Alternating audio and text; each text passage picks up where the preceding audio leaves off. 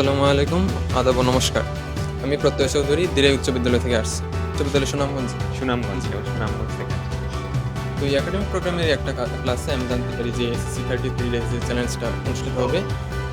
তো তারপরে আমি প্রিপারেশন নেওয়া শুরু করি। এই 33 দিন যাবত মেবি আগস্টের 1 তারিখ থেকে এটা শুরু হয়েছিল। আগস্টের ১ তারিখ থেকে। তো আগস্টের 1 তারিখ থেকে আমি রেগুলারলি প্রত্যেকটা এক্সাম দেই প্লাস ক্লাসগুলো করি। তো লাস্টে আমার র‍্যাংক এসেছিল 23rd। আচ্ছা। তো এরপর আমাকে কল দিয়ে জানানো হয় যে সিলেক্টেড ব্রাঞ্চে আমার এক্সামটা দিই, মোটামুটি ভালোই হয়েছে। তো র‍্যাংক তো আর ম্যাটার করে না। এই ক্লাসগুলো আর এক্সামের মাধ্যমে যে কোনো কেউ নিজের এই এসএসসির প্রিপারেশনটা ফুললি সবগুলো ক্লাস করা হয়েছে তোমার? সবগুলো না, কয়েকটা যেগুলোতে আমার ডাউট ছিল ওইগুলো।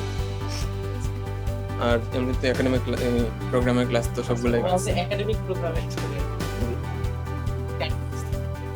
জি। তো এই ক্লাসগুলোর মাধ্যমে এই 33 ডেজের চ্যালেঞ্জের মাধ্যমে নিজের এসএসসির প্রিপারেশনটাকেও যাচাই করা যায়। এটাই তো বেস্ট। আঙ্কেল আপনি যদি ওকে সার্টিফিকেটটা দিন। আমি একটা আপনাকে শুনতে পাই। আঙ্কেল ও তো অনলাইনে পড়াশোনা করতেছে। অনলাইনে পড়াশোনা নিয়ে আপনি আপনার এক্সপেরিয়েন্সটা বা যদি কিছু বলতেন। জেনারেলি আমি তো এসএস সম্পর্কে জানতাম না। হ্যাঁ। আমার একজন ফ্রেন্ড আছে যিনি ঢাকাতে আছে, তো ওকে জিজ্ঞেস করলাম যে কার কাছে কোথায় অনলাইনে পড়লে ভালো হবে।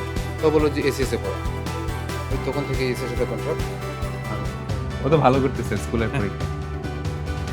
ঠিক আছে আঙ্কেল, থ্যাংক ইউ প্রত্যয় সুনামগঞ্জ থেকে আসার জন্য পার্টিসিপেট করার জন্য।